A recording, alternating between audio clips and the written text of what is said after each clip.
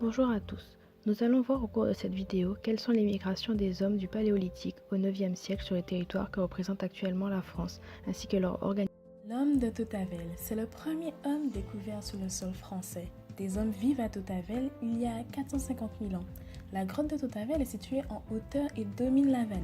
C'est donc la découverte d'un crâne il y a 44 ans. Une découverte encore dite exceptionnelle, car c'est la plus vieille face connue en Europe actuelle.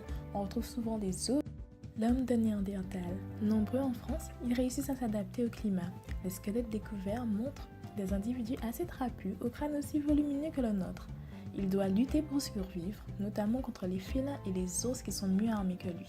Au néolithique, la plus importante transformation se produit lorsque les chasseurs se muent en néolithique. Au cours du premier millénaire avant notre ère, les Celtes sont originaires d'Europe centrale, ils gagnent le nord et l'est de la France actuelle et l'occupent progressivement entre le 5e et le 3e siècle avant Jésus-Christ. Vers 600 avant Jésus-Christ, des Grecs s'installent au sud de la Gaule et ils fondent la colonie de Massalia et établissent plusieurs comptoirs.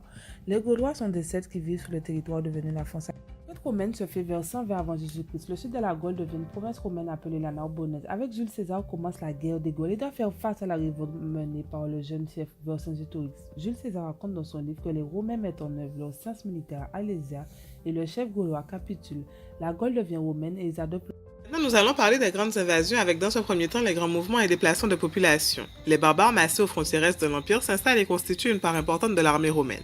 Les migrations les plus importantes commencent à la fin du IVe siècle. Fuyant les Huns, des milliers de Germains traversent le Rhin et s'établissent en Gaule. Les Wisigoths apparaissent dans le Midi et c'est ainsi que prend naissance le premier État barbare dans le sol romain. L'invasion des Huns d'Attalien en 451 entraîne une solidarité entre le peuple gallo-romain et les peuples barbares déjà installés en Gaule. Le territoire où règne l'autorité romaine baisse peu à peu jusqu'à la fin de l'Empire romain d'Occident en 476. Les dernières invasions se déroulent entre le 9e et le 10e siècle.